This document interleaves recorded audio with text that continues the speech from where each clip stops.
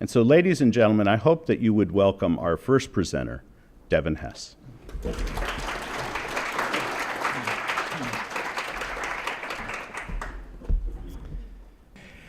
Good morning, or Zhao Sheng Hao, is that right?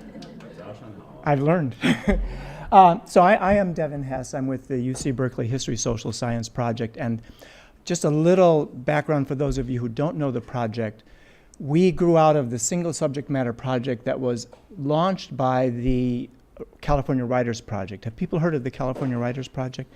It was very popular, very successful, and the state of California, the California Department of Education, decided to fund other single subject projects. So there's a math project, there's a science project, there's a world language project, and we are the History Social Science Project.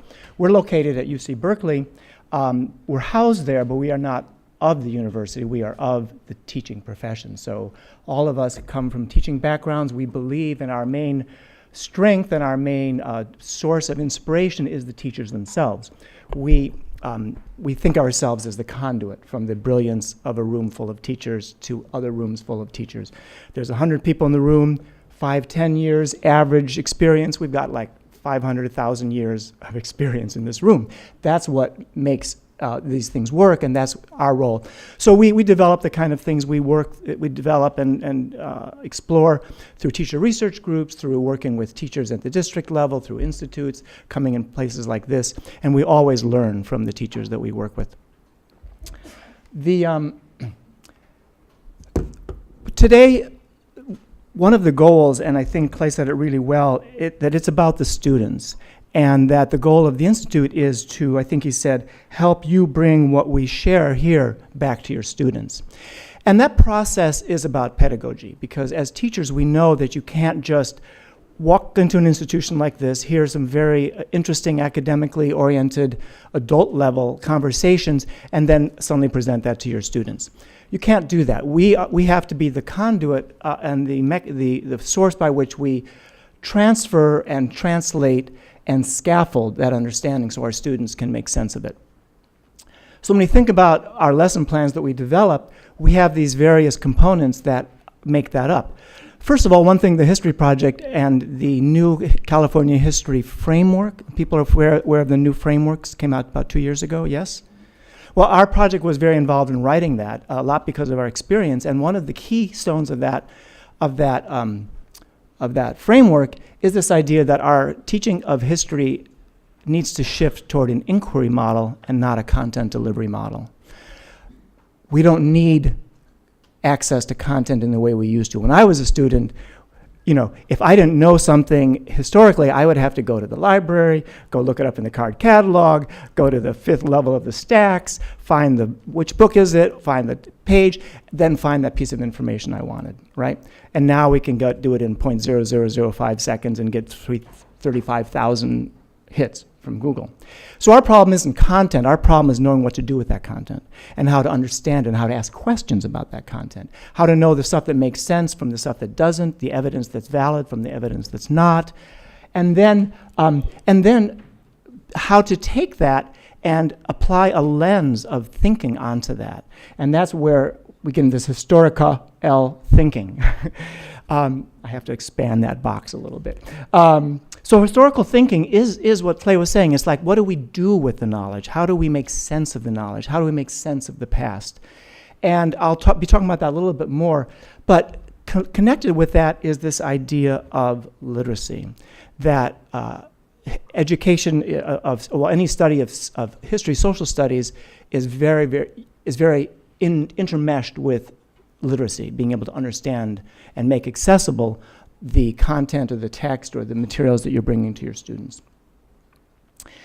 And I say that because as you know, academic language is fundamentally different from other types of language. It's certainly different from conversational language, right? Where you can point to things, you can get feedback immediately.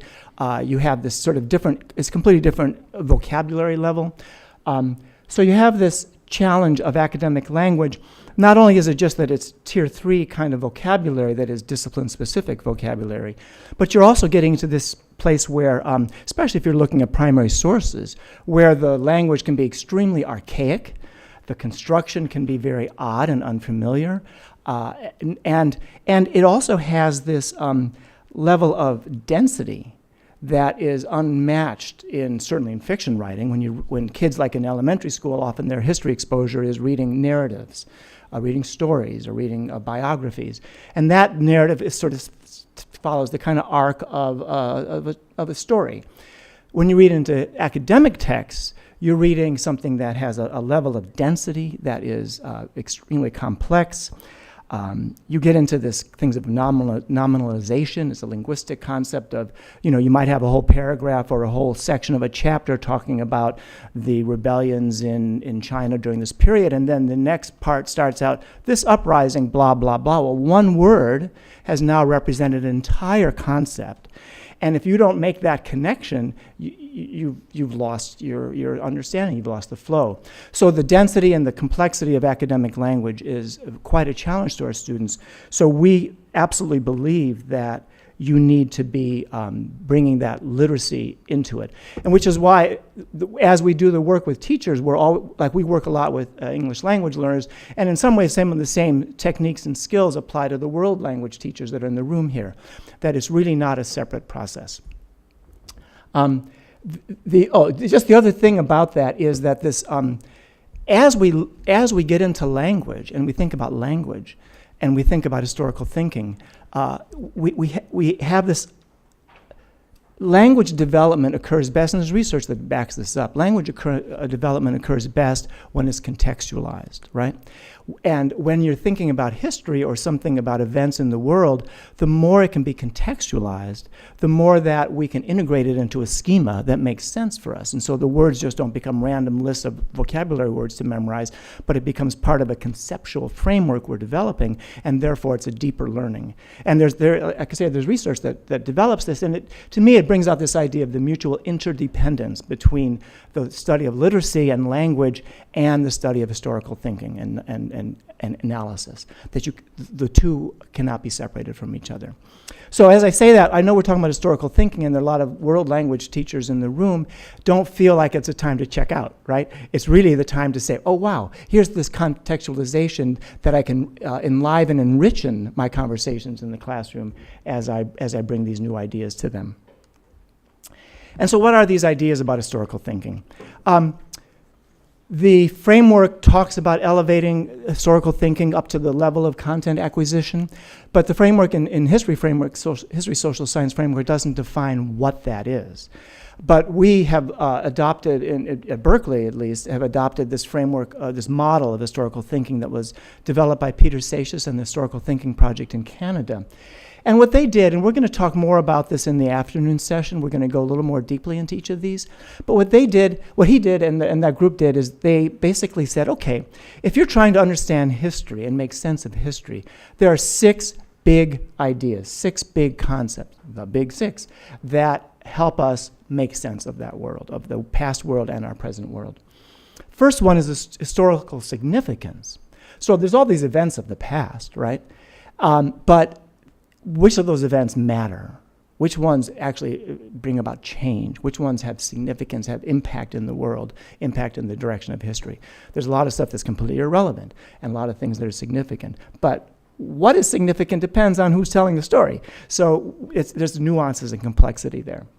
Of course, the evidence that was mentioned, that's how we understand the past. We dig up these pottery shards, and we understand now a whole civilization from this one little picture on one little piece of pottery. And we do these things that try to make sense of the world through evidence.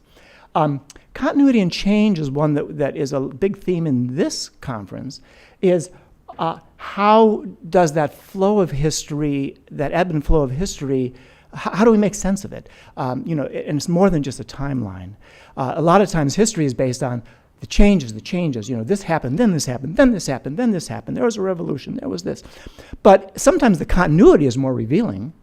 Sometimes the continuity of power relations, of class relations, of gender of power relations, sometimes those things don't change, and in some ways it can be more revealing than the sequence of changes that happen. So if you're not looking at continuity along with change, you're missing half the picture. cause and consequence is usually the kind of bread and butter that the history teachers work in, like what are the 5 causes of World War I? Let's memorize our list and be able to regurgitate it on our test. But it's much more nuanced than that, and we're going to talk about sort of it's a web. It's a very complex web of events that impact, and then that the outcomes of which often are even unpredictable. And then we get into perspective about how do we understand the past. Clay was talking about, okay, here we are in the United States, and he's a historian of China, but same thing about, and there's a big gap there in terms of personal life experience, but there's also a huge gap between us and the 17th or 15th or 2nd century. And how do we bridge that gap? What is our current worldview sitting here in this building, in this state? How does that influence how we look at that past? Also, as we look at the past and look at different actors in the past, how do their different world experiences influence what they say about what their experience has been and what the evidence they leave behind? How does that influence that? And because, I think that Clay said this thing's very important. History is not what happened about in the past.